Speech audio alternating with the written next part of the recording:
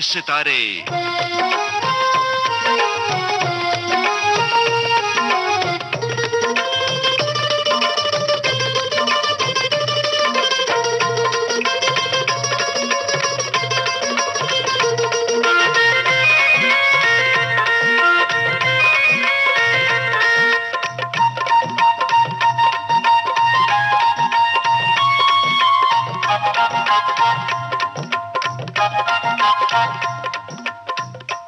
Celluloid के सितारे। इस प्रोग्राम में आज हम आपकी भेंट करवा रहे हैं जानी मानी फिल्म अभिनेत्री सोनाली कुलकर्णी से। आपसे बातचीत की है अरुण शेखर ने। सोनाली जी नमस्कार। विविध भारती के स्टूडियो में आपका बहुत बहुत स्वागत है। Thank you very much. और विविध भारती के सभी श्रोताओं को मेरा भी नमस्कार। और आपको हम सबसे पहले बधाई दे दें, ये मेरा दिल चाहता है इसके लिए कि इसके पहले आपने हैट्रिक लगा दी है। प्यार तूने क्या किया, मिशन कश्मीर, और अब दिल चाहता है। बहुत बहुत धन्यवाद। दिल चाहता तक की कामयाबी तक का सफर जो आपने तय किया, वो कैसा रहा, हमारे श्रोताओं को आप बताएं। कहाँ से शुरुआत की? मैंने कहीं पढ़ा था कि आपने थिएटर से शुरुआत की, पूना से। हाँ जी। वहाँ से आप हमें बताएं। मेरा होम टाउन है पूना। मेरा स्कूलिंग और कॉलेज सारा पूना में हुआ है। और मैं बचपन से काफ़ी एक्टिविटीज़ करती आई हूँ। मतलब मैं क्लासिकल डांस में काफ़ी इंक्लाइन थी। तो मैं 9-10 बरस मैंने क्लासिकल डांस भरतनाट्यम सीखा है। मेरी गुरु थी मानिक अंबिके जी। फिर मैंने क्लासिकल म्यूज़िक भी सीखा मिसेस गुर्जर से। वो ज़्यादा नहीं, लेकिन 3-4 साल सीखा। उसके बाद मैंने काफ़ी स्पोर्ट्स में भी रुचि रखती थी, तो स्पोर्ट्स में भी काफ़ी पार्टिसिपेट करती थी, और ऑब्वियसली थिएटर में भी। तो मेरे माँ और पिताजी काफ़ी प्रोत्साहन देते थे मुझे, और मेरे बड़े 2 भाई हैं उनको भी, कि अच्छी पढ़ाई करो और जिस भी एक्टिविटी में आपको पार्टिसिपेट करना है ज़रूर कर लो।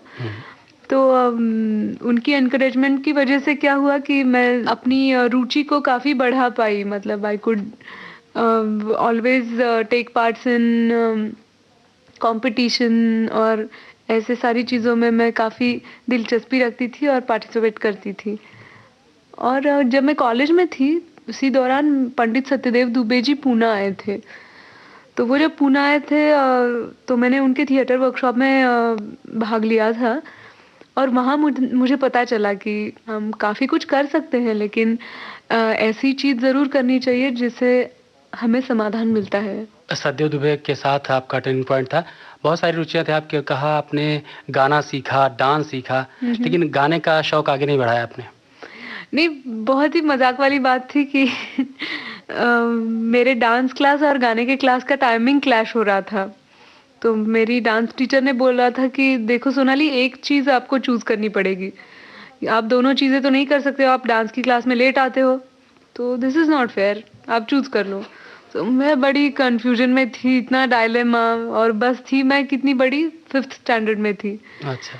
तो बाद में इतनी सोच के बाद मैंने एक डिसीजन ले लिया कि ओके, डांस इज़ समथिंग जिसमें फाउंडेशन की ज़रूरत होती है, वो ज़रूर सीख सकते हैं। हमारे सामने काफ़ी ऐसे उदाहरण हैं जिन्होंने काफ़ी बड़ी उम्र में डांस सीखना शुरू कर दिया, और जैसे कि प्रतिमा बेदी थी, और बाद में उन्होंने वो शिक्षण पूरा किया। लेकिन मुझे लगा कि डांस मुझे बड़ा अच्छा लगता है और मुझे सीखना है, तो मैंने डांस कंटिन्यू किया।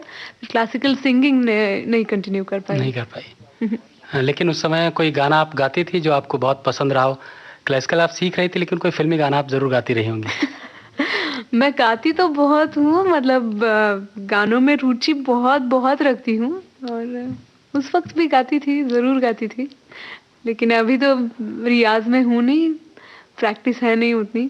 लेकिन फिर भी आपको उस समय का कोई गाना याद आ रहा हो आपको जो बहुत पसंद हो?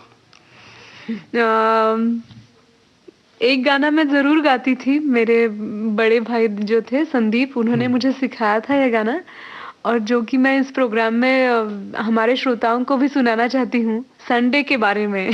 आज भी संडे है, तो मैं ज़रूर उसकी 1-2 लाइनें गा के सुनाती हूँ आप लोगों को। आना मेरी जान संडे के संडे, आना मेरी जान संडे के संडे। आना मेरी जान संडे के संडे, आना मेरी जान संडे के संडे, मेरी जान संडे के संडे, आना मेरी जान संडे के संडे। I love you, यहाँ से तू, yeah I love you, यहाँ से तू, तुझे पेरिस दिखाऊं, तुझे लंदन घुमाऊं, तुझे ब्रांडी पिलाऊं, विस्की पिलाऊं और खिलाऊं मुर्गी के अंडे अंडे। खाना मेरी जान संडे के संडे।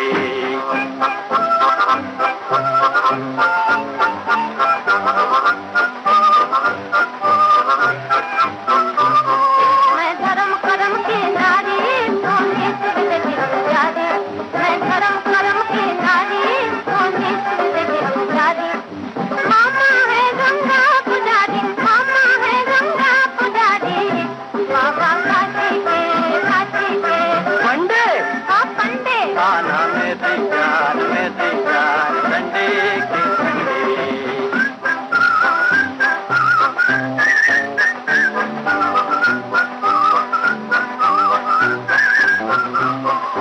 आओ हाथों में हाथ ले वॉक कर रहे हम, आओ स्वीट आपस में टॉक कर रहे हम। अरे हट सैया मेरा परवाना है, मारे जंग हजार, आहा मारे जंग हजार।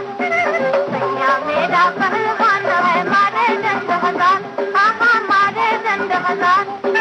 भाग जाएगा बेसुम बंदर देगा जो ललकार, भाग जाएगा बेसुम बंदर देगा जो ललकार। मारे गिन गिन के डंडे डंडे।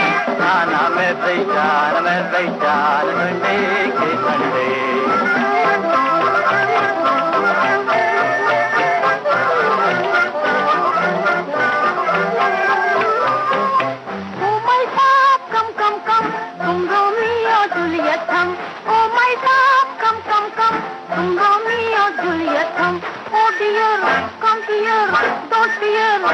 डड़ा पापा ये गोकुलेटिव लड़की है, ये दिल की बीटिंग क्या जाने, ये डेटिंग हंटिंग क्या जाने, ये लव की मीटिंग क्या जाने। Right all right. आओ डियर हम चले देयर गड़े मुहब्बत के पत्ते ठंडे ठंडे। आना मेरी जान संडे के संडे, मेरी जान संडे के संडे, आना मेरी जान संडे। सत्यदेव दुबे से आपसे मुलाकात हुई। हाँ और पूना से आप सीधे बॉम्बे आ गई। हाँ, मतलब वो तो ऐसा कुछ नहीं था कि एक दिन तय कर लिया कि अब बॉम्बे जाना है। मेरे काफी सारे फ्रेंड्स बॉम्बे आते रहते थे स्ट्रगल के लिए। अच्छा। और मैं जब कॉलेज में थी तो ड्रामा कॉम्पिटिशन्स के लिए मैं आती रहती थी बॉम्बे, डांस कॉम्पिटिशन और ड्रामा कॉम्पिटिशन्स के लिए। तो वो बड़ा म्यूचुअली मेरा शिफ्टिंग रहा, क्योंकि पहली जो मैंने 2-3 फिल्में की थी उनका शूटिंग भी बॉम्बे में नहीं था। अच्छा, कौन सी फिल्में की थी आपने?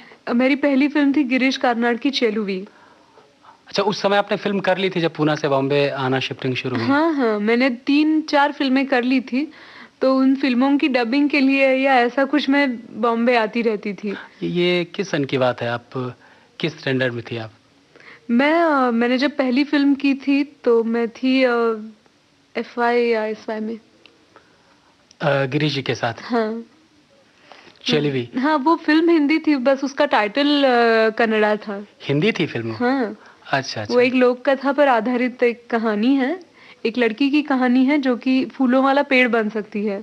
बहुत ही प्यारी कहानी थी और मैंने वो टाइटल रोल किया था चेलुवी का, जो लड़की पेड़ बन सकती है। वो फिल्म काफ़ी सारे फेस्टिवल्स में और इंटरनेशनल फेस्टिवल्स में दिखाई गई थी। उसको बहुत अच्छी व्यूअरशिप मिली और जब वो दूरदर्शन पे हिंदुस्तान में दिखाई गई थी, उस वक्त इतने चैनल्स नहीं थे हमारे यहाँ। अच्छा अच्छा। तो बहुत सारे दर्शक भी मिले थे उस फिल्म को। और उसके बाद गिरीश जी के साथ ही कुछ दूसरी फिल्म भी की आपने? नहीं, ये फिल्म करने के बाद दिल्ली फिल्म फेस्टिवल में मणिरत्नम ने मेरी ये फिल्म देखी थी चेलुवी, और उन्होंने मेरा नाम सजेस्ट किया था उनके असिस्टेंट डायरेक्टर को, उनकी तमिल फिल्म के लिए। अच्छा। तो फिर वहाँ पे मेरा स्क्रीन टेस्ट हुआ, ऑडिशन हुई, और उनको लगा कि I am suitable for the role. तो मैंने वो तमिल फिल्म की जिसका नाम था मे मादम, मतलब मंथ ऑफ मे। आपने प्लेज मराठी में किए थे ना? हाँ। फिर आप सीधे साउथ में चली गई। हिंदी फिर साउथ, और उसके बाद सत्यदेव दुबे जी से मुलाकात हुई जो कि एक संयोगी था। आई थिंक ये हिंदी के लिए आपके लिए बहुत बेहतर एक ग्राउंड था। बिल्कुल बिल्कुल, क्योंकि उनके साथ काफ़ी सारे एक्सरसाइजेस कर पाई मैं, मेरी डिक्शन के लिए, मेरी आवाज़ के लिए, बॉडी मूवमेंट्स के लिए, पूरे थिएटरिकल एक्सरसाइजेस उनके साथ कर पाई मैं। आई थिंक सत्यदेव दुबे जी के साथ काफ़ी लोग, आई थिंक अमरीश पुरी, नसीरुद्दीन शाह साहब, काफ़ी लोग थे जिन्होंने उनसे सीखा है काफ़ी कुछ। हाँ, मतलब मुझे लगता है कि वो खुद ही एक संस्था है। मतलब आप अगर सीखना चाहते हो तो वहाँ का ज्ञान खत्म ही नहीं होता है, जितना चाहो सीख लो। मेरे लिए तो उनके साथ जो सहयोग है वो बड़े मायने रखता है। अब तो 10 बरस हो गए हैं मैं दुबे जी के साथ काम कर रही हूँ, लेकिन छोटी सी भी प्रॉब्लम आ जाती है कभी एक्टर को, लेकिन उसका हल उनके पास होता है। या तो ये ज़रूर होता है कि दिशा तो ज़रूर दे सकते हैं वो। तो मुझे आज भी लगता है कि मैं आजकल शूटिंग में बहुत व्यस्त रहती हूँ, लेकिन कभी दुबे जी से मिल पाऊँ, या मैं ज़रूर कोशिश करती हूँ कि उनके साथ उनके टच कर पाएं। एब्सोल्युटली, क्योंकि ऐसा होता है ना, एक्टर के लिए कोई स्कूल नहीं होता है। मतलब जैसे कि सिंगर्स होते हैं वो गाने का रियाज कर सकते हैं, डांसर्स को तो करना ही पड़ता है, पेंटर को पेंटिंग करनी पड़ती है, राइटर्स को लिखते रहना पड़ता है, लेकिन एक्टर्स क्या करें, सिर्फ एक्टिंग करते रहते हैं, फिर कभी कभी वो मोनोटोनस हो जाता है। कोई दूसरा कैरेक्टर भी, किरदार भी प्ले कर रहे हों, लेकिन एक ही स्टाइल बन जाती है। वो गुस्सा होंगे तो ऐसा ही गुस्सा होंगे, कभी रोना आए तो ऐसा ही रो देंगे, ऐसा कभी कभी हो जाता है। मुझे वैरायटी बहुत अच्छी लगती है, इसलिए मैं हमेशा कोशिश करती हूँ कि हर एक किरदार अपने अपने रूप से अलग हो, उसमें मोनोटोनी ना आए, ऐसा ना लगे कि ये सोनाली प्ले कर रही है, ऐसा लगे कि ये कोई कैरेक्टर है। नहीं, ये बात आपकी सारी फिल्मों में दिखाई भी पड़ी है, चाहे मिशन कश्मीर हो, दायरा, जहां तुम ले चलो, या फिर दिल चाहता है। बड़ा अच्छा लगा आपने जहां तुम ले चलो का नाम लिया। जहां तुम ले चलो जैसी फिल्म आपने की, हालांकि शायद ज्यादा लोग नहीं देख पाए हैं, लेकिन अच्छी फिल्म थी, उसके बारे में हमें बताएं। सही कहा आपने, बहुत अच्छी फिल्म थी। इसके निर्देशक थे देश दीपक जी। उन्होंने मेरे बारे में कहीं कहीं कुछ पढ़ा था, सुना था मेरे बारे में, तो उन्हें लगा कि इस रोल के लिए क्यों ना सोनाली को अप्रोच करे। तो उन्होंने कभी मुझे इनवाइट किया था, तो मैं जाके उनसे मिली थी। उस मीटिंग के बाद उन्हें लगा कि probably I will suit the role. तो बहुत ही अच्छी कहानी थी। उसका सब्जेक्ट ये था, इसेंस उस कहानी का, कि आज अगर हम मेट्रो सिटीज़ में देखते हैं तो लड़कियां बहुत अच्छा काम कर रही हैं, उनका करियर बहुत अच्छा चल रहा है, लेकिन करियरिस्टिकली वो बहुत ही सक्सेसफुल होती है, लेकिन उनके इमोशनल ग्राउंड्स पे वो बहुत बारी वीक हो जाती है। मतलब पुरुष प्रधान संस्कृति होने के कारण वो उनके सामने कमजोर पड़ जाती है। तो ये बहुत ही अच्छा सब्जेक्ट था उस फिल्म का, और उसमें मेरे साथ थे निर्मल पांडे और जिमी शेरगिल। उस फिल्म का म्यूजिक था विशाल भारद्वाज का, और गाने लिखे थे गुलजार साहब जी ने। तो इसका कौन सा गाना आप सुनवाना चाहती हैं? शौक ख्वाब का है।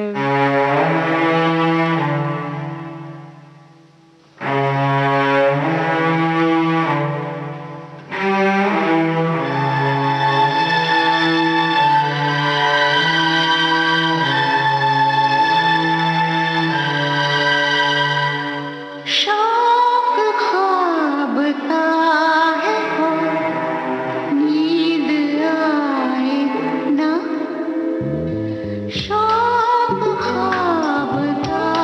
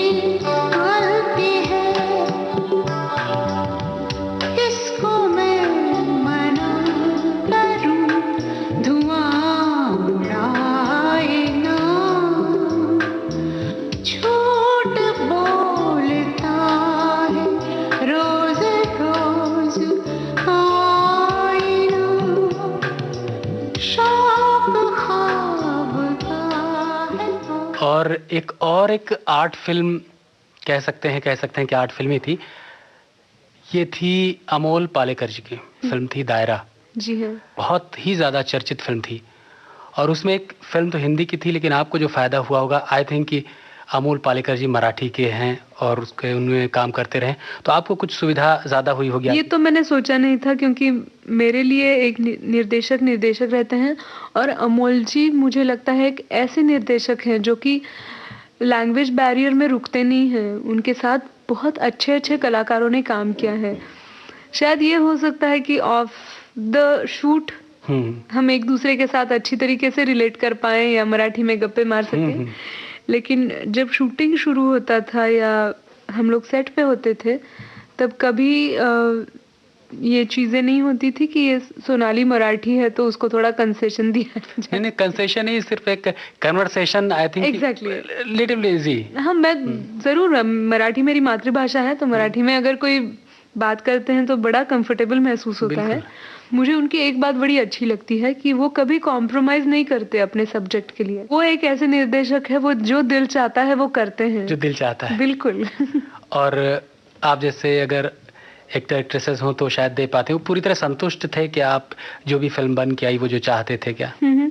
जरूर। दायरा ये एक पहली फिल्म थी मेरी जिसमें मुझे ये समझ में आने लगा कि मुझे क्रिएटिव सेटिस्फैक्शन मिल सकता है और अमोल जी एक ऐसे निर्देशक है, वो दे सकते हैं। काफी डायरेक्टर सेल्फिश भी होते हैं, वो खुद ही क्रेडिट ले लेते हैं कि मैंने काम करवाया है इस एक्ट्रेस से। हाँ, इसमें कुछ दम नहीं था, मैंने निकलवा लिया। हाँ, तो अमोल जी ने बिल्कुल मुझे कभी ऐसा महसूस नहीं होने दिया। वो बहुत अच्छे तरीके से कॉम्प्लीमेंट दे देते हैं, एनकरेज करते हैं एक्टर को। इसके अलावा अमोल जी की बहुत सारी फिल्में हैं जो एक मध्यम वर्ग को लेकर उसको, मतलब मैं कहूँगा उनको प्रतिनिधित्व करती हैं, चाहे बातों बातों में या और सारी फिल्में। उनकी कौन सी फिल्म आपको बहुत पसंद है जिसमें अमोल जी ने काम किया एज एक्टर? वो बहुत ही बेहतरीन एक्टर है, आई थिंक, जितना आपने एज ए निर्देशक उनके साथ काम किया। मुझे गोलमाल बहुत अच्छी लगती है।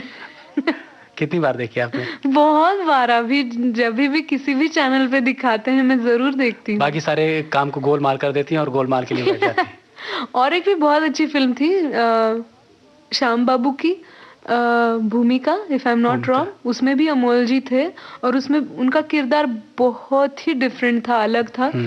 और दूसरी एक थी विधु विनोद चोपड़ा की खामोश। हाँ, वो भी बहुत अच्छी थी। उसमें अमोल जी का किरदार बहुत ही बढ़िया था। लेकिन अभी गोलमाल का कोई गाना सुना दें आप? If I am not wrong, आने वाला पल, ये गाना उसी में गोलमाल का, बिल्कुल। हाँ, वो मुझे बहुत अच्छा लगता है। वो मैं गा नहीं पाऊंगी शायद, लेकिन उसकी ट्यून हम आने वाला पल जाने वाला है। हो सके तो इसमें जिंदगी बिता दो, पल जो ये जाने वाला है। हो आने वाला पल जाने वाला है। हो सके तो इसमें जिंदगी बिता दो, पल जो ये जाने वाला है।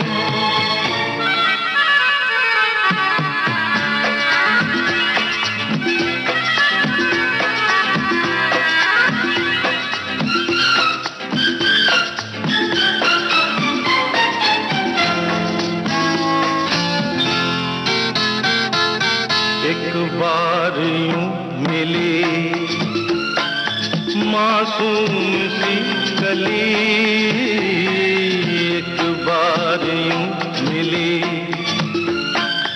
मासूम सी कली। हो खिलते हुए कहा खुशबाश में चली। देखा तो यही है, ढूंढा तो नहीं है, पल जो ये जाने वाला है। ओ आने वाला पल जाने वाला है।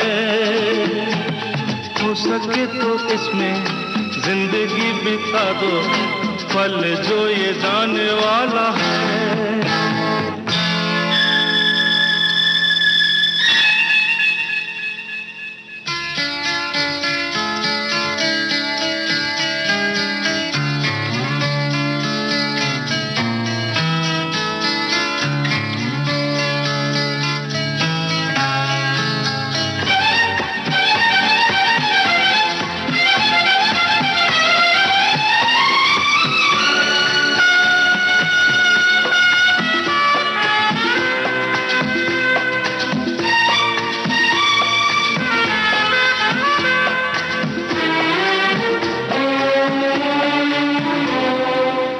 एक बार वक्त से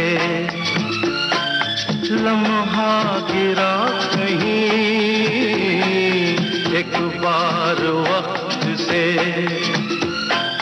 लम्हा गिरा कहीं, वहाँ दास्तां मिली, लम्हा कहीं नहीं।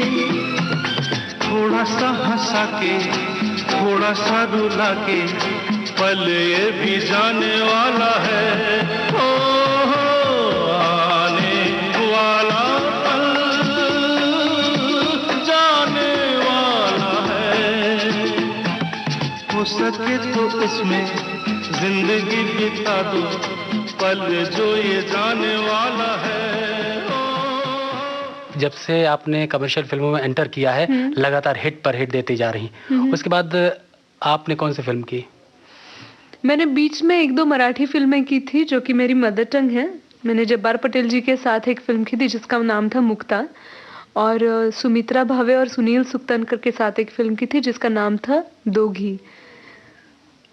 तो और एक अंग्रेजी फिल्म भी मैंने की थी जिसका नाम था वृंदावन फिल्म स्टूडियोज। क्या बात, मतलब सारी भाषाओं को आपने पकड़ लिया। मतलब साउथ की कर ली आपने, हिंदी की कर ली, मराठी की कर ली और अंग्रेजी भी कर ली। हाँ, मतलब मौके भी वैसे मिलते गए। ये वृंदावन स्टूडियो कुछ नाम अजीब सा, क्या स्टोरी थी इसके? ये गिरीश कर्नाड जी का एक नाटक था, हैवदन। हाँ, बहुत चर्चित नाटक रहा है। बिल्कुल, बहुत ही अच्छा सब्जेक्ट था उस नाटक का। उस नाटक पर आधारित ये कहानी थी और उसमें मैंने लीड रोल निभाया था। फिल्म पूरे इटालियन यूनिट ने बनाई थी लेकिन लैंग्वेज उसकी इंग्लिश थी। ऐसा कभी मैंने सोचा नहीं था कि मुझे बहुत सारी भाषाओं में काम करना है, लेकिन अपॉर्चुनिटीज मिलती रही, इसलिए। इतने कम समय में बहुत सारी भाषाओं में कर लिया, हालांकि बहुत कम फिल्में की लेकिन बहुत सारी डिफरेंट। और दोघी को आई थिंक कि मराठी में बहुत सारे अवार्ड्स मिले थे। हाँ, मुक्ता और दोघी ने मुझे काफ़ी सारे अवार्ड्स दिलवाए, स्टेट अवार्ड और फिल्म फेयर और नेशनल अवार्ड। बहुत ही कॉन्फिडेंस बढ़ता गया इससे मेरा। और दायरा के लिए I got the best actress international award in France festival. और मुझे लगता है इसके बाद जो अवार्ड्स बहुत सारे मिल गए तो आपको लगा होगा नहीं कुछ कमर्शियल में कर लें, कुछ पैसा वगैरह भी थोड़ा सा बना ही लिया जाए।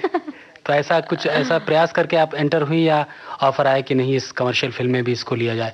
वरना कैटेगराइज हो जाते हैं ना कि लोग डायरेक्टर कहते हैं कि नहीं ये तो आर्ट फिल्म वाली है, इसको छोड़ो। इतनी अवेयर नहीं थी कि अब थोड़ा कमर्शियल करें, अब थोड़ा आर्ट करें।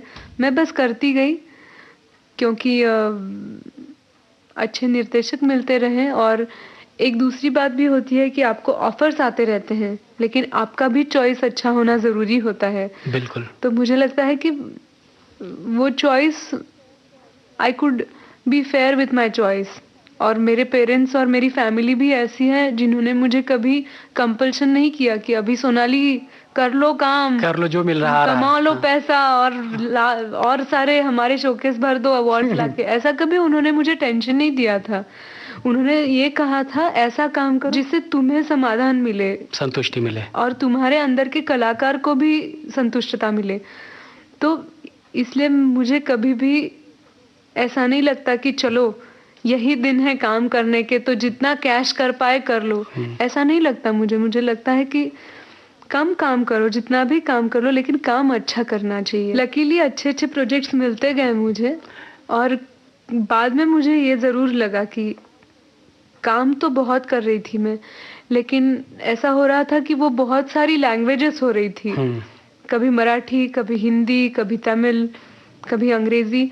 तो मेरे जो ऑडियंस थे स्प्लिट हो रही थी, बिल्कुल स्प्लिट हो रही थी ऑडियंस। मतलब दर्शकों को पता नहीं चल रहा था कि इतना सारा पढ़ रहे हैं इनके बारे में लेकिन फिल्म क्यों नहीं देख पा रहे हैं, कहाँ पर कहाँ है, इनको देखें हाँ, कब? मतलब दायरा, मुझे बहुत सारे खत आए अच्छे अच्छे दर्शकों से कि वेरी नाइस, कंग्रेचुलेशंस, आपको दायरा के लिए इंटरनेशनल अवार्ड मिला, लेकिन ये तमन्ना ज़रूर है कि कभी फिल्म देखने मिले। दोघी के लिए अवार्ड मिला, लेकिन मान लीजिए यूपी के कोई दर्शक हैं, उनको कैसे मराठी फिल्म जाके दिखाऊं? सही बात है। तो मैं बड़ा परेशान हो गई थी कि अब क्या करें। लेकिन उसका मुझे हल ये पता चला कि कमर्शियल फिल्म एक ऐसी बात है जो कि सारे दर्शकों तक पहुंच सकती है। बिल्कुल। और लकीली मुझे उसी दरमियान विधु विनोद चोपड़ा जी से ये ऑफ़र आई थी मिशन कश्मीर के लिए।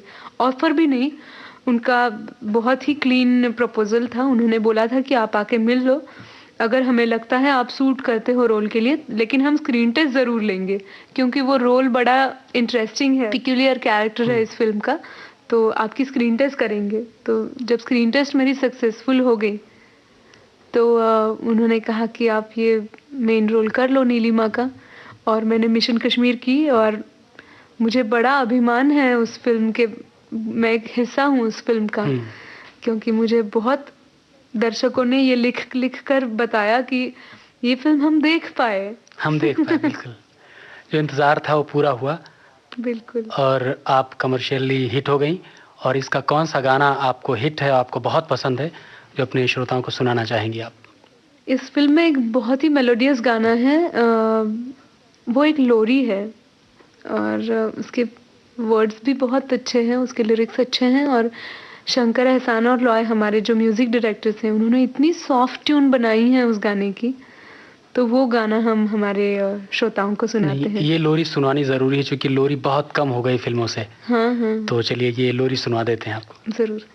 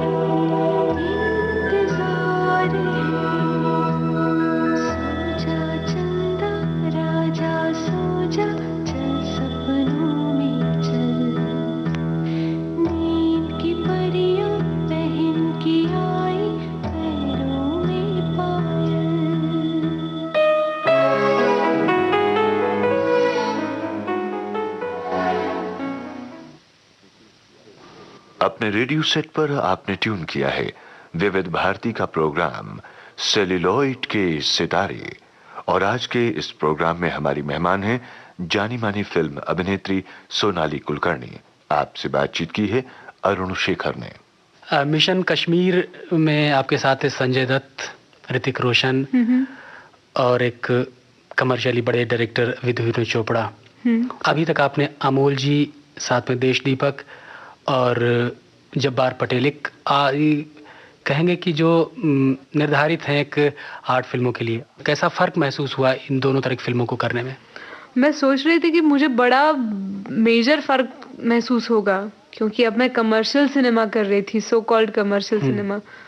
तो ऐसे लगा था कि पता नहीं, अब इसमें बड़े बड़े हीरो हैं, मतलब ऋतिक की तब तक कहो ना प्यारे रिलीज हुई नहीं थी, लेकिन संजू तो बहुत ही बड़े स्टार हैं हमारी कंट्री के। तो ऐसा ज़रूर लगा था कि ये स्टार डायरेक्टर, स्टार एक्टर हैं, तो 9 बजे की शिफ्ट में आ जाएंगे 11 बजे तक।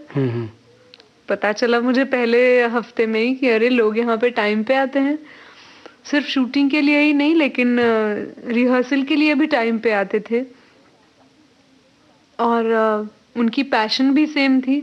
ऐसा नहीं था कि अरे उनका ले लो यार, छोटा सा तो रिएक्शन है, हाँ हम बाद में देख लेंगे, ऐसा नहीं था। लोग काफी पैशनेटली काम कर रहे थे।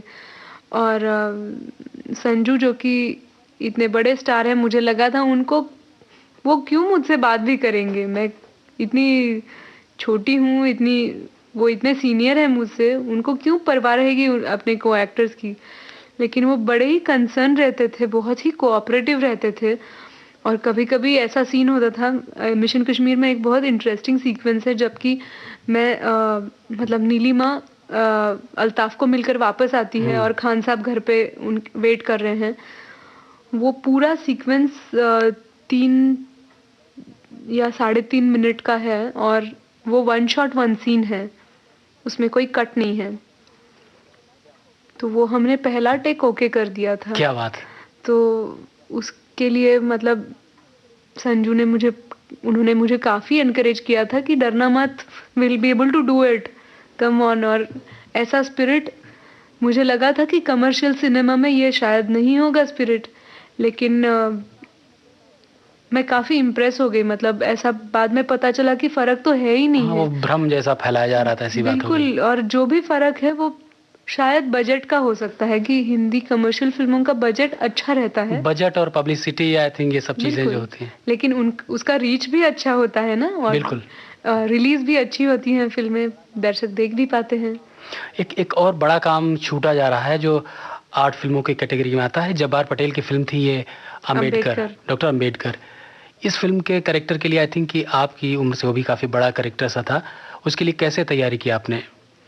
मैंने अम्बेडकर में रमा अम्बेडकर की भूमिका निभाई है, जो कि डॉक्टर अम्बेडकर की पहली पत्नी थी। पता नहीं हमारी जनरेशन के लोग शायद रमा की मेंटालिटी के साथ रिलेट भी नहीं कर पाएंगे। वो इतनी सीधी थी, इतनी सिंपल थी, अपने पति को सपोर्ट करे, अपने फैमिली की देखभाल करे। और मज़े की बात यह है कि रमा की जब तैयारी में कर रही थी तो डॉक्टर पटेल एक ऐसे निर्देशक है जो कि बहुत ही डिटेलिंग के साथ काम करते हैं। वो जो कि उस सब्जेक्ट के बारे में वो बिल्कुल ट्रुथ बता देते हैं। ऐसा नहीं है कि बीटिंग अराउंड द बुश है और सिर्फ प्यारी प्यारी कहानी बताएंगे। उन्होंने पूरा ट्रुथ बताया था अम्बेडकर के बारे में, सिर्फ उनके बारे में नहीं लेकिन हमारी कंट्री के बारे में भी। तो जब मैं तैयारी कर रही थी तो मैंने जब्बार पटेल जी से पूछा कि मुझे फोटोग्राफ्स दिखाइए, मुझे सारा लिटरेचर लाके दीजिए, मैं तो बड़ा होमवर्क करना चाहती हूँ ये, क्योंकि हिस्टोरिकल रोल्स मिलते नहीं है ना हमें पोर्ट्रे करने के लिए। तो मैंने कहा मुझे बिल्कुल करने हैं। तो उन्होंने एक एनवेलप दिया, मैंने एनवेलप खोल के देखा, मैंने कहा अच्छा इसमें, मैंने पूछा भी इसमें फोटोग्राफ्स हैं? तो जब बाजी ने कहा कि हाँ देखो खोल के, मैंने एनवेलप खोली तो उसमें थे 2 फोटोग्राफ्स। रमाबाई के हमारे पास पूरे आर्काइव में सिर्फ 2 फोटो अवेलेबल है और उनके बारे में लिटरेचर भी बहुत कम उपलब्ध है। तो मैं बड़ी हैरान हो गई। मैंने कहा ये क्या है, अम्बेडकर के लिए आप एक से एक के बाद एक एल्बम्स ला रहे हो और रमाबाई के सिर्फ 2 फोटो है आपके पास। ये थोड़ी सी ट्रेजेडी तो है ही आई थिंक। हाँ, तो वो तो बड़े अंधेरे में रही थी, लेकिन अम्बेडकर की लाइफ में तो नहीं अंधेरे में रही थी। उनके लिए उनके बहुत सारे लिटरेचर है, लेकिन वही फिर यहाँ पर जो आपने सबसे पहले कहा था कि कहीं कमजोर पड़ जाते हैं एक महिला पक्ष, तो यहाँ पर भी एक फिर कमजोरी आ गई। लेकिन वो जो 2 फोटो थी उनमें उनकी आंखें जो बोल रही थी, उससे मुझे काफी समझना पड़ा कि इन्होंने क्या जिंदगी बिताई है। मतलब हम कहते हैं कि गरीबी होती है और दुख होते हैं जिंदगी में, लेकिन वो क्या होते हैं वो रमाबाई के आंखों में थे। और वो कैरेक्टर निभाने में मतलब मेरे तो हमेशा हर एक सीन में मेरे रोंगटे खड़े हो जाते थे और आंखों में बिल्कुल आंसू आ जाते थे। एक्टिंग पता नहीं शायद करनी ही नहीं पड़ती थी। ये रातें, ये मौसम, नदी का किनारा, ये चंचल हवा,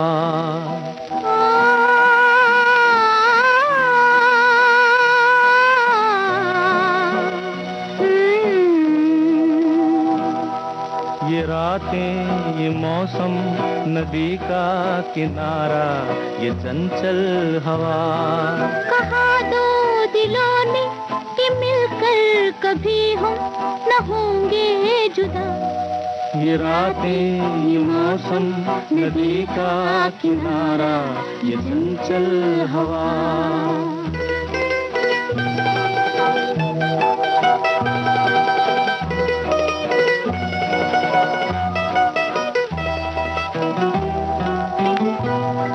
ये क्या बात है आज की चांदनी में,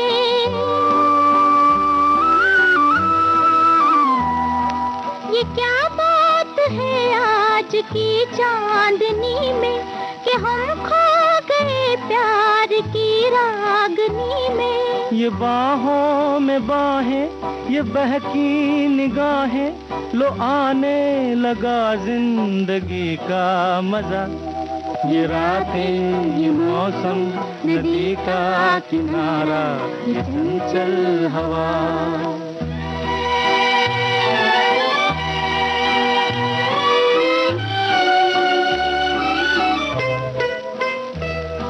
सितारों की महफिल ने करके इशारा,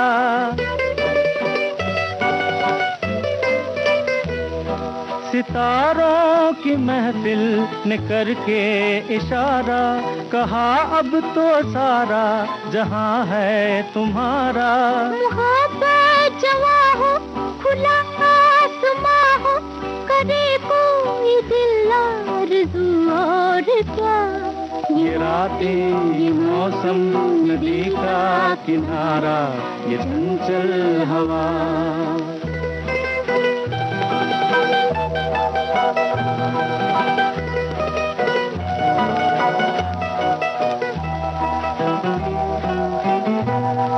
कसम है तुम्हें तुम अगर मुझसे रूठे,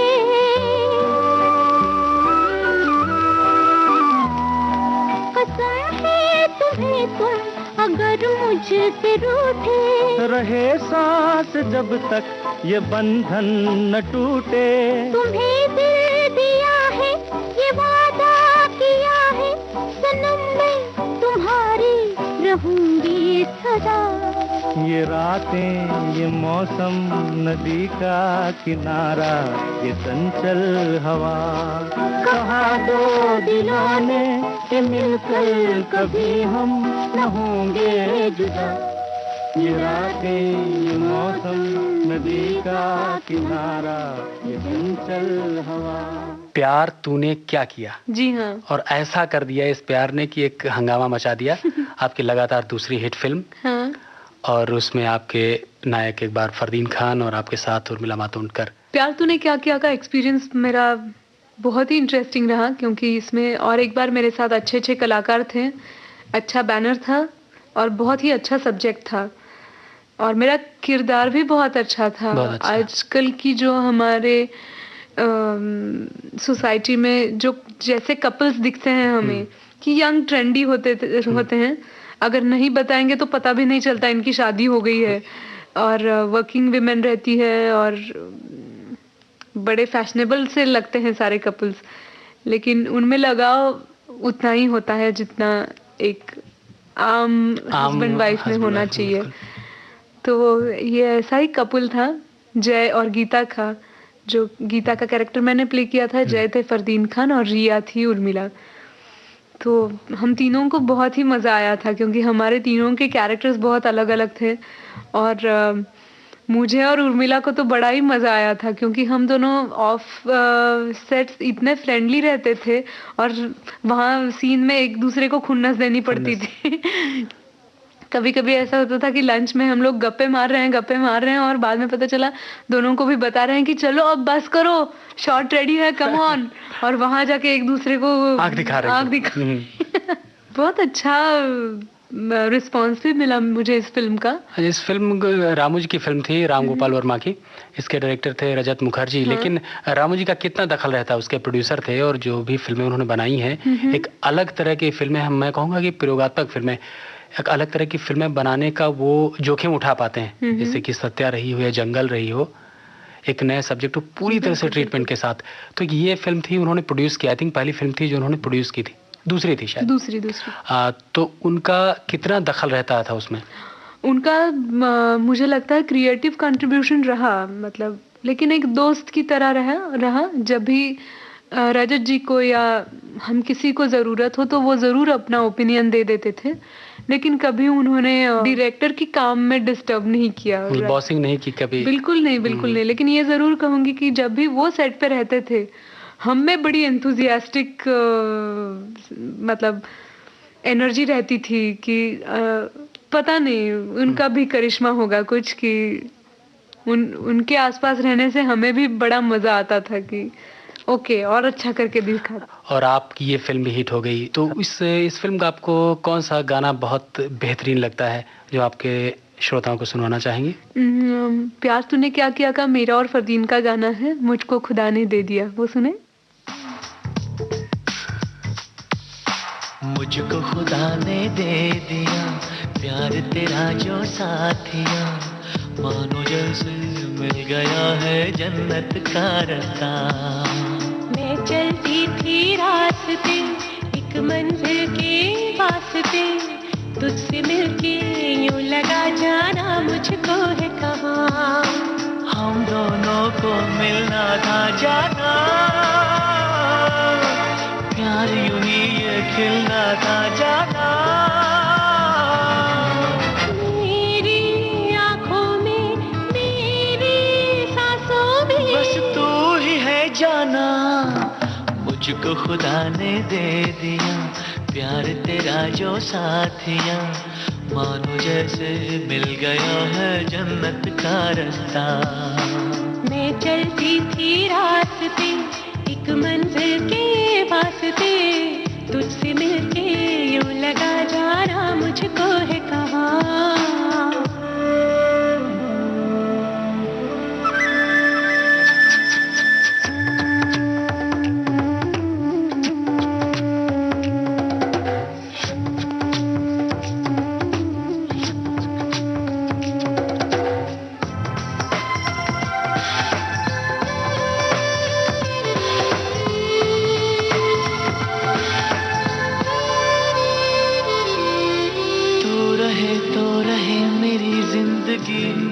कहता हूँ रब से संग तेरे बिताऊं मैं हर खुशी, अब से यहीं से तेरा नाम मेरी जुबां से न जाए।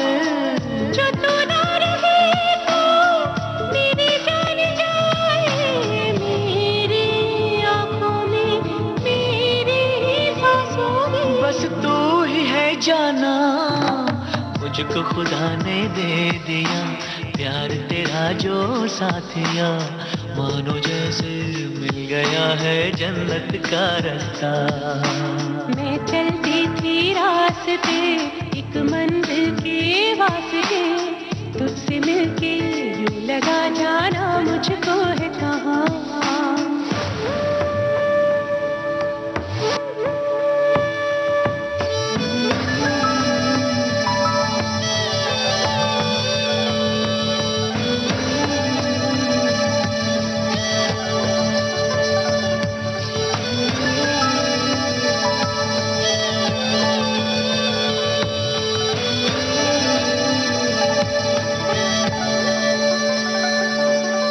फासले हो रहे हैं कम जाने मन, बस एक पल में एक जा बन गए हैं ये दो बदन, बस एक पल में ये जो भी नशा है बड़ा ही मजा है। यहाँ धड़कनों की यही तो सदा है, मेरी आंखों में मेरी सांसों में बस तू ही है जाना, मुझको खुदा ने दे दिया प्यार तेरा जो साथिया, मानो जैसे मिल गया है जन्नत का रास्ता। ये हो गई प्यार तूने क्या किया, बहुत कुछ कर दिया और दर्शक एक बार फिर से आपके दीवाने हो गए। और ये दीवानापन यहीं पर थमा नहीं, बढ़ता ही गया। उन्होंने कहा दिल चाहता है और आपका दिल क्या चाहा अल्टीमेटली रिसेंटली बहुत बड़ी हिट हो गई। हालांकि ये आमिर खान की भी दूसरी हिट फिल्म लगान के बाद ये वो जो भी रिस्पॉन्स रहा हो, लेकिन आई थिंक ये बहुत वेल मेड फिल्म है। हाँ, दिल चाहता है के निर्देशक फरहान अख्तर एक नई पीढ़ी के मतलब जो आई है पूरी की पूरी, उसमें से एक और प्रतिभा मैं कहूँगा कि निखर के आई है। तो उनके साथ काम करना, अभी आपने जो जो काम किया, जैसे एक्सपीरियंस थे डॉक्टर जब्बार पटेल या फिर विधु चोपड़ा, इनके साथ काम करना, एक पूरी पूरी जो आपके साथ ही सैफ अली खान, अक्षय खन्ना, आमिर खान, उनके साथ काम करने का क्या तजर्बा रहा आपका? एक तो जब फिल्म मैंने साइन की थी, मुझे ज़रूर लगा था कि क्या बात है, पूरी टीम ही इसकी यूथफुल है, तो बड़ा मज़ा आएगा। लेकिन मज़ा थोड़ा ज़्यादा ही आ गया मुझे। मैं ज़रूर कारण बताऊंगी इसका कि जिस कारण हमें लगता है कि सारी अगर यंग टीम हो तो ये बहुत ही हंसी मजाक होती होगी सेट पे, ज़रूर होती थी। लेकिन आजकल की यंग जनरेशन में काम का महत्व ज़्यादा है, वो इतने प्रोफेशनली काम करते हैं। मैं ज़रूर बताना चाहूँगी, दिल चाहता है का शूटिंग मेरे लिए, मेरी ज़िंदगी के लिए एक पूरा एक्सपीरियंस, मतलब यादगार एक्सपीरियंस रहेगा।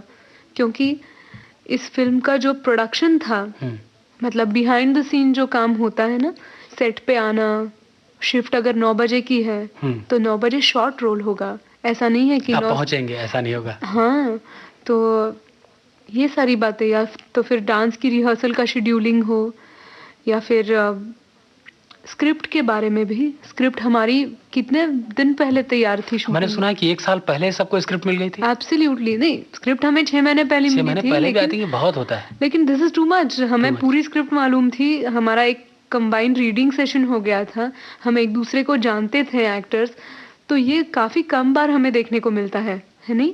तो उसका फल भी मिलता है। आई थिंक ये पहली बार शायद इंडस्ट्री ऑर्गेनाइज्ड हो रही है, मे बी। पहले होता था सेट पर भी डायलॉग लिखे जा रहे हैं, सेट पर ही सीन लिखे जा रहे हैं। वहाँ आने के बाद कोई पूछेगा कि मेरे कपड़े क्या है, सीन कौन सा कर रहे हैं, ऐसा तो दिल चाहता है मैं कभी नहीं हुआ। एक इतना सारा ऑर्गेनाइज रहता था, हर एक कैरेक्टर को अच्छा एक लुक दिया था, उनके ड्रेसिंग सेंस अलग थे, और पूरा लुक चेंज कर दिया था हर एक कैरेक्टर का। इसमें सिर्फ मजाक है नहीं, लेकिन फिल्म रिलेशंस के बारे में बोलती है, एक दूसरे की दोस्ती के बारे में बोलती है। तो फरहान ने मुझे लगता है बहुत ही कमाल का काम किया है निर्देशक के तौर पे। अच्छा, अभी आपकी आने वाली और कौन कौन सी फिल्में हैं? मेरी आने वाली फिल्में हैं अग्निवर्षा, निर्देशक है अर्जुन सजनानी, और मैं इस फिल्म में लीड रोल कर रही हूँ नित्य लाइका। ये गिरीश कर्नाड जी के प्ले पर आधारित एक फिल्म है। और एक फिल्म है दानव, जिसके निर्देशक है मकरंद देशपांडे। अच्छा। उनका प्ले था बसंत का तीसरा यौवन, उस प्ले पर ही आधारित ये फिल्म है। उस प्ले में भी आपने काम किया था? हाँ। अच्छा। वो प्ले अभी 6 महीने पहले तक चल रहा था, लेकिन अभी हम उस पर फिल्म बना रहे हैं। और एक फिल्म है जुनून, जिसके निर्देशक है संजय खन्ना। और एक फिल्म है मुक्त, जिसके निर्देशक है आदीप सिंह। हाँ। सोनाली जी, आपके शौक क्या क्या है वैसे? आपको पता ही चला होगा कि मुझे गाने का बड़ा शौक है, लेकिन मैं नहीं गा पाती हूँ, सिर्फ शौक ही है। गा के सुना दिया है आपने। लेकिन मैं लिखती भी हूँ, कविताएं लिखती हूँ, कभी कभी लेटर्स लिखती हूँ। क्या बात कर रही हैं? तो एक कविता सुना दीजिए। नहीं, मैं लिखती हूँ तो मराठी में लिखती हूँ, तो मराठी में सुना दीजिए। मैं अपनी कविताएं अभी तक मैंने याद नहीं की है, लेकिन लिखने का और पढ़ने का शौक है, और कुकिंग में भी इंटरेस्ट रखती हूँ। क्या क्या अच्छा, सबसे अच्छा आप क्या बनाती? मैं राइस प्रिपरेशंस बहुत अच्छे बनाती हूँ, जो भी वेजिटेरियन हो मैं बहुत अच्छा बना सकती हूँ। मराठी डिशेस में क्या सबसे आपको ज्यादा पसंद है? मराठी डिशेस में जो कि बताते हैं कि ये काफी डिफिकल्ट होता है, पुरण पोली में बना सकती हूँ। क्या बात, यही खिलाइएगा मुझे। सोनाली जी, आपने अपने खाने के बारे में बता दिया और आप मुझे बुलाएंगे ये भी बता दिया, लेकिन आखिरी गीत कौन सा आप सुनवा रही हैं हमारे श्रोताओं को? मैं इजाजत का गाना सुनना चाहूंगी। इजाजत एक फिल्म थी गुलजार जी की, उसमें ये गाना है कि कतरा कतरा जीने दो, कतरा कतरा मिलती है जिंदगी है।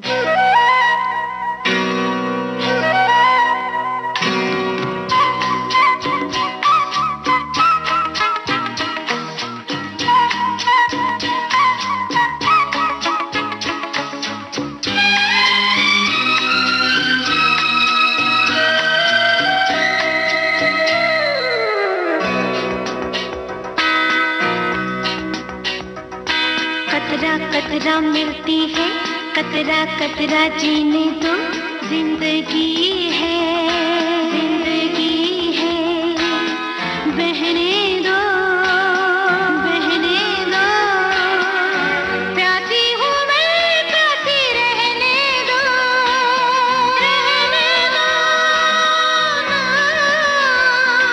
कतरा कतरा मिलती है, कतरा कतरा जीने दो, जिंदगी है, जिंदगी है, बहने दो, बहने दो, प्यासी हूँ मैं, प्यासी रहने दो, रहने दो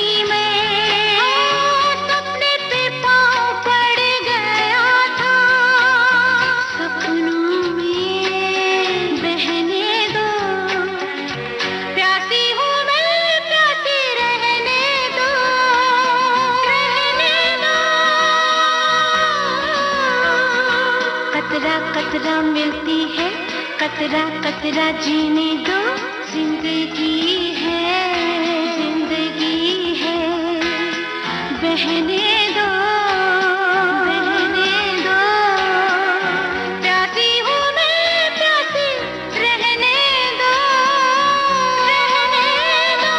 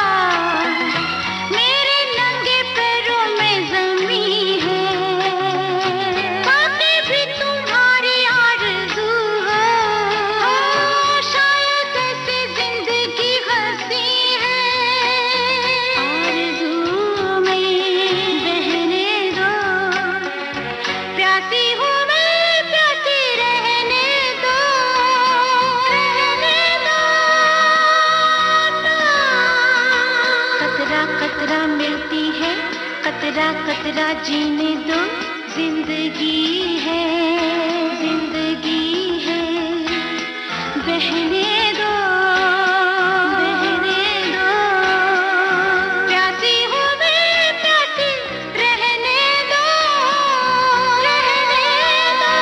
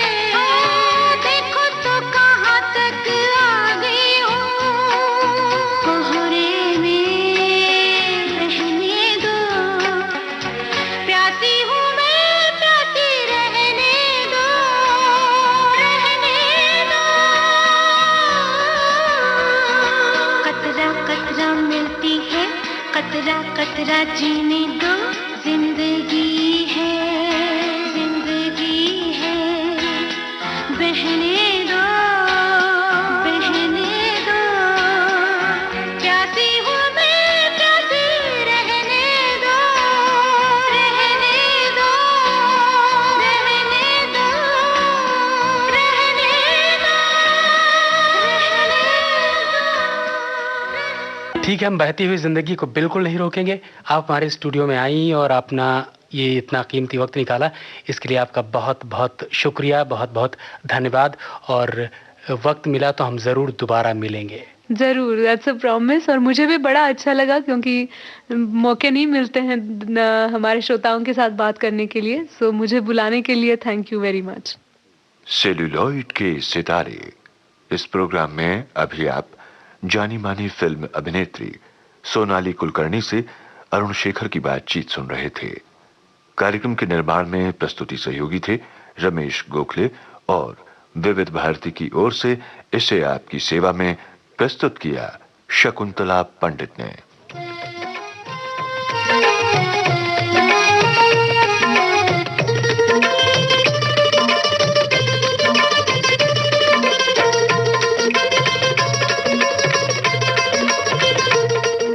सेल्यूलॉइड के सितारे